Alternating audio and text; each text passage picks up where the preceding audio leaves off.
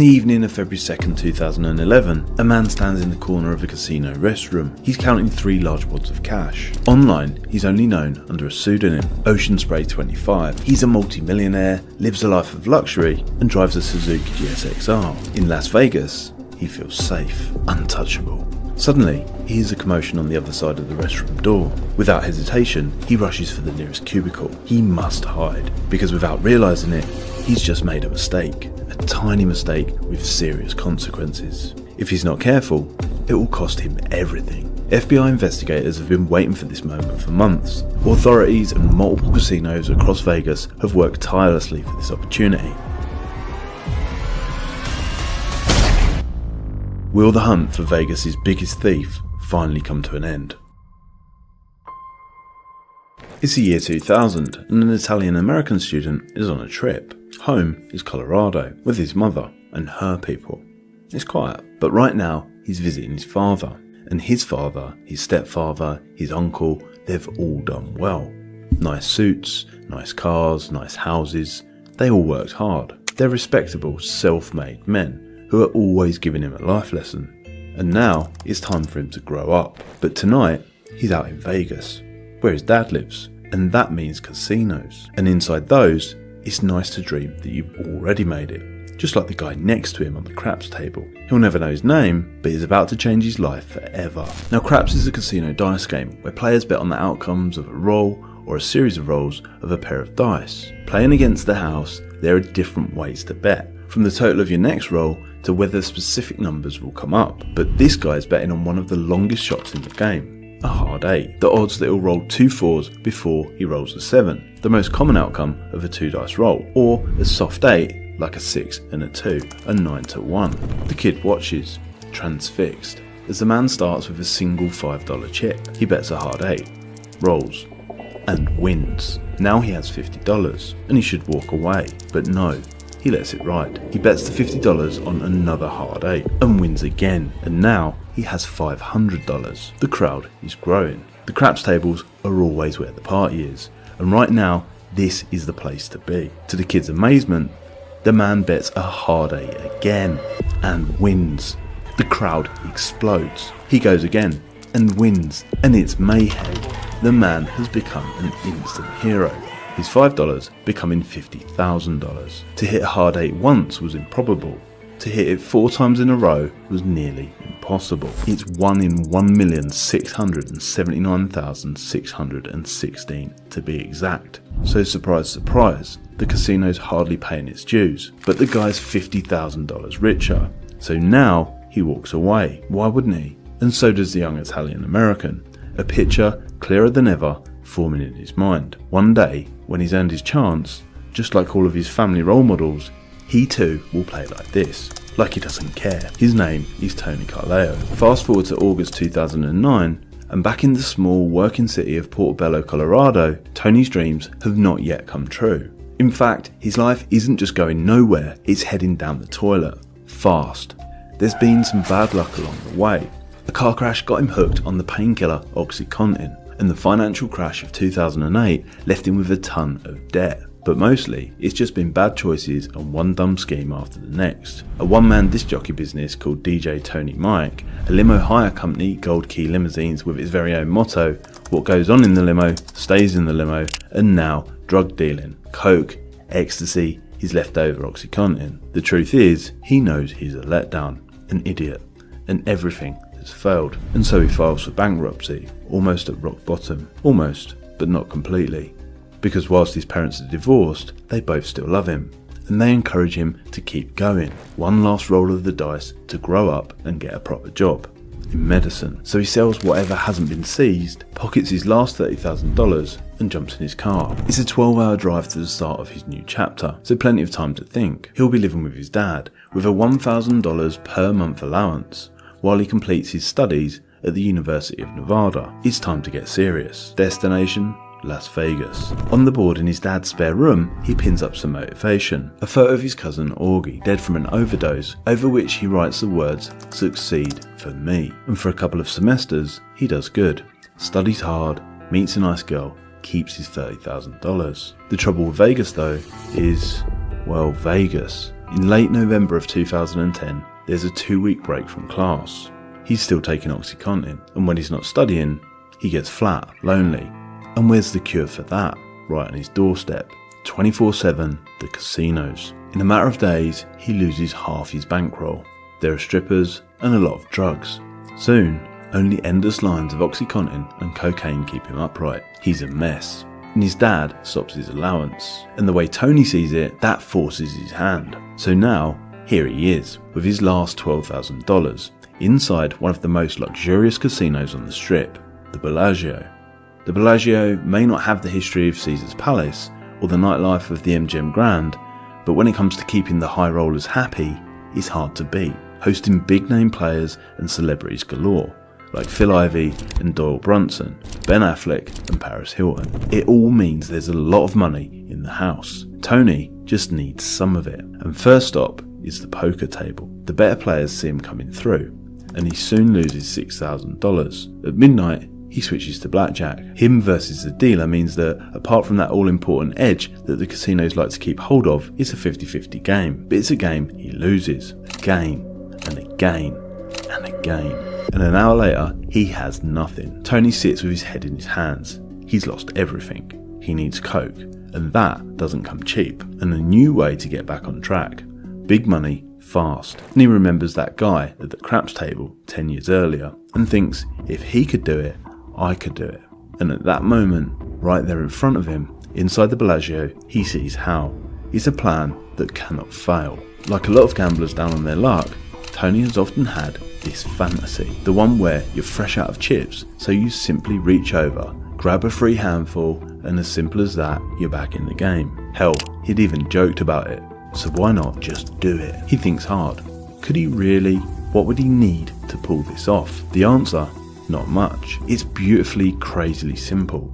He doesn't have much left, but he does have a gun, just to make the transaction as smooth as possible. And he also has a motorbike, a black Suzuki GSX-R, with a top speed of 170 miles per hour, perfect for a speedy exit, because you don't want to be hanging around when you've just robbed $1 billion business propped up by the mob. And over the next couple of days, he decides if he can get in and out unrecognised, there's nothing that could go wrong. So is he really doing this? On the 9th of December 2010, it looks like he is. He dresses all in black, hops on his black bike and weaves through the Vegas night. He's heading out of town to the West Vegas suburbs, Summerlin. He's on his way to change his life. He doesn't go too fast because he doesn't want to attract attention. And besides, his heartbeat's supplying all the speed he needs. It's a roller coaster ride of adrenaline. Before he can change his mind, he reaches his destination, the Suncoast Casino, a laid-back, low-security locals joint, 10 kilometers from the hustle of the Strip. It's a place he knows well. He parks his bike outside the entrance, jumps off, helmet on, keys still in the ignition, pulls a gun out of his waistband, walks inside, counting his steps, just 45 like he'd rehearsed, and gets to the cashier. Once there, he tells them to reach into the drawer, grab stacks of cash, and put it into a bag. In a single minute, it's all over, and just 45 steps back out to the bike. There's no security, or at least they don't get involved. Most casinos will not go near an armed robber. Their reasoning? Weapons are a liability, we'll just call the police. So he heads into the night, $19,000 richer, and the police have no leads. For the first time in his life, he feels like a winner. Back in his dad's spare room, he spreads the money out. A $20,000 payday, just like that. He took a chance, and boom. He should spend the money carefully and lay low, but he doesn't. He gets right back into planning, because the truth is, for Tony, this is just a warm-up. And 5 days later, on the 14th of December 2010, he's at it again. This time though, he plans to hit the jackpot. And for this, he'll be heading back to where he spotted it, where the big money is, in the Bellagio. Taking 6% of all casino cash in town, it's making well over $2 million per day. So how much are they really going to care if just a little slice takes a little walk? It's 3:50 AM when Tony arrives. Once again, he parks his bike, keys in ignition, helmet still on. There's always room for manners, and for staying cool, so he gives the security guard a friendly wave, and she waves back. And then he heads inside at a brisk jog. Not though to the cashier. It's too far. It will take too long, and notes are bulky too. Instead, he heads 200 yards to the very same place where he'd hatched his plan, the high limits craps tables. There are a few high rollers, unaware of what's about to happen, and then right there, sitting on the table, just as he's fantasised, is a huge pile of chips. He pulls out his gun and shouts for people to get out. He starts shoveling handful after handful of chips into a backpack. He scoops wide and he scoops fast. It takes just 15 seconds, and then he runs 200 yards back through the casino waving his gun at the valet, but there's no sign of any have-a-go heroes. He gets back on his bike, down Flamingo Road into the desert night. There are some flashing blue lights at first, a quick police chase, but then he's gone, and they'll never catch him, especially at those top speeds again, 170 miles an hour. Soon, he's home to count out his jackpot. It's incredible, more than he'd ever imagined, $1.5 million. And he knows for sure they can't identify him. What he doesn't know though, is that he's just made a crazy mistake. It's something straight out of Hollywood. A thief is on the run with over $1 million in Las Vegas casino chips. It's a Hollywood-sized heist, so soon it's all over the news, with the culprit being tagged the Bellagio Bandit. But who is this guy? He did the Suncoast too, a locals casino, so he must have local connections. A mother, a father, but who? There are still no leads. All the casino and the cops have to go on is what's been stolen. And that's where Tony's problems begin, with the chips themselves. Casinos like chips that can be used in their casinos only. Not only are they usually branded that way, they often contain scannable radio frequency identification, or RFID tags, so whilst they can't be tracked, they won't work anywhere else. Tony knows this though, and it's fine, because he's not planning on going anywhere else. He's already known as a player at the Bellagio. Now, he just heads back there and plays a little more often, poker mainly, with their chips, which he's stolen. Because how would they know? Something else the casino chips have in common though is the colour code, with different value chips coming in different colours. It can vary, but at the Bellagio it starts with $1 whites. The ones Tony was after though were $100 blacks, all the way up to the $1,000 yellows and $5,000 greys. And that's all fine too though. Getting rid of the smaller value chips is easy, and the more he plays, the more he spends. The easier it is to slip in those bigger ones too. Then he heads to the craps pit, table number 5, the actual scene of his very own robbery. He can't help it, and he discovers that he's all that anyone is talking about. You think that guy will get away with it? Someone asks. The guy's fucking crazy, of course he'll get caught. Are you kidding? He's a genius. I guarantee you he's long gone by now. It's all good for the ego. The Bellagio Bandit is famous. And Tony continues to lose, but hell, it's not his money, and at the end of each night, he's still walking up to the cashier and cashing out $20,000 or $30,000. Soon, he's laundered over $100,000, which he stashes in a safety deposit box.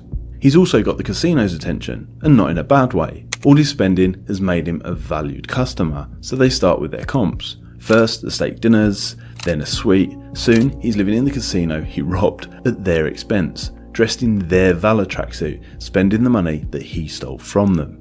He's slowly giving it all back though, because he's still losing. $105,000 during 18 gambling sessions in just over a month, including $72,000 on New Year's Eve. In fact, come January 2011, his deposit box is empty and he's running out of chips. There's not many left, less than 50. And they are the problem. The real problem. Because as well as scooping up the medium value chips he'd planned for, Tony also grabbed some cranberry coloured chips, each worth $25,000. The casino thinks that he could have as many as 48, which together would be worth a staggering $1.2 million. And right now, they're hidden in the homes of Tony's friends all across the city. So the Bellagio decides to set a trap, announcing that its $25,000 cranberries are to be discontinued soon. They call for all gamblers holding the chips to redeem them by April 22nd. It's a direct invite to the Bellagio Bandit. Use those $25,000 chips if you dare, and we'll see what happens. And if you miss that deadline, they'll simply become worthless plastic. Still though, no leads. A Salvation Army bell ringer called Robert Cornell tries to cash in a single $25,000 chip that someone had dropped in his bucket, but can't or won't say who. But then the Vegas cops in charge of the case, Detective Sam Smith and Jason Nelson, catch a break. They get a visit from a dealer at the Bellagio, an excitable guy from New Jersey who they nickname Leo after Joe Pesci's character in Lethal Weapon, the kind of chirpy guy who loves to be involved. Leo says that days before the robbery, on the 11th of December 2010, a player at his table, Broke, had joked, "Man, I'd like to just run over to that table and grab a bunch of those cranberries." And then, a few days later, that same guy was back and magically in the money. His name? Tony Carleo. The detectives check him out. Declared bankrupt? Tick. Owns a Suzuki GSXR? Tick. A drug problem that might make you do crazy stuff, with prescriptions for over 120 80mg OxyContin pills a month. That's also a great big tick. And while in the 4 years leading up to the robbery, Carleo had lost a total of $2,900 at the casino, since the robbery he's lost $105,000. He has to be the Bellagio bandit. But when Detective Nelson finds out who his father is, he says, "Damn, if that's the case, I better be right. They need to get rock solid proof."